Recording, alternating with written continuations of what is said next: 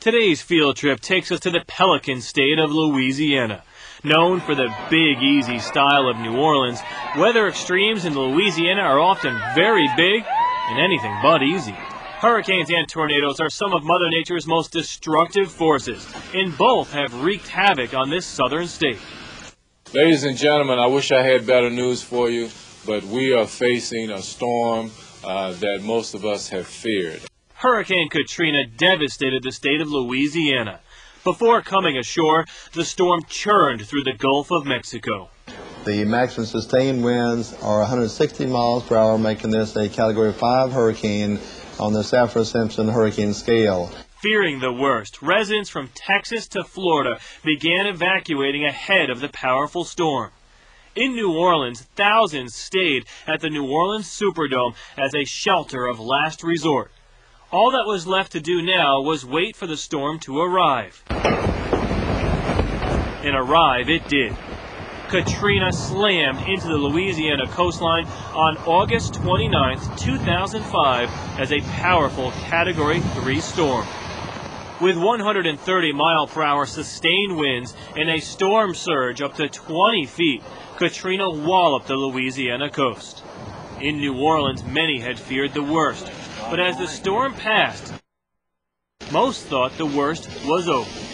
But the following morning, disaster struck. Several levees surrounding and protecting New Orleans had been damaged by Katrina and burst, flooding 80% of the city. Even as the skies cleared, it would take days for the federal officials to reach those who stayed in the Superdome. Elsewhere in Louisiana, thousands of homes were completely destroyed and entire communities were leveled. In all, Katrina was blamed for the deaths of more than 1,800 people, most of whom were in Louisiana. The hurricane also caused more than $80 billion in damages to the Gulf Coast, making it the costliest hurricane ever to hit the United States. The storm was so powerful, the name Katrina was retired from the list of Atlantic hurricanes and will never be used again. Before Katrina devastated the state of Louisiana, many recalled another powerful hurricane, Camille. Camille ravaged much of the Louisiana coast when it came ashore on August 17, 1969. The storm had winds in excess of 190 miles per hour. Camille was a powerful Category 5 at landfall. At its peak, the storm patched 30-foot waves and pounded the region with torrential rain.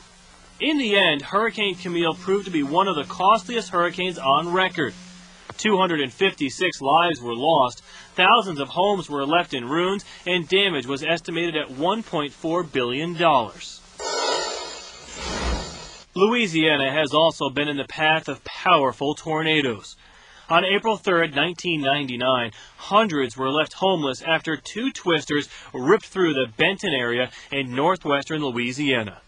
One of the twisters tore a 3-mile path across the state and flattened two mobile home parks.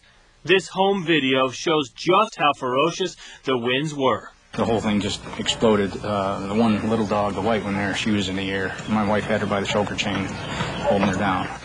That's pretty bad to knock off the top of the chimney there. Took the carpet off the floor, too. When the dust settled, 6 people had been killed and dozens more were taken to the hospital with injuries. The climate in Louisiana is influenced by the warm waters of the Gulf of Mexico to the south and occasionally the cold, dry air moving in from the north. The largest city in Louisiana is Baton Rouge. Many moved to this city after leaving New Orleans in the wake of Hurricane Katrina.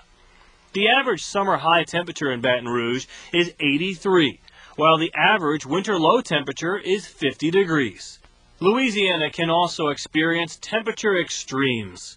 The hottest temperature ever recorded in Louisiana was in Plain Dealing, where the temperature hit a scorching 114 degrees in 1936.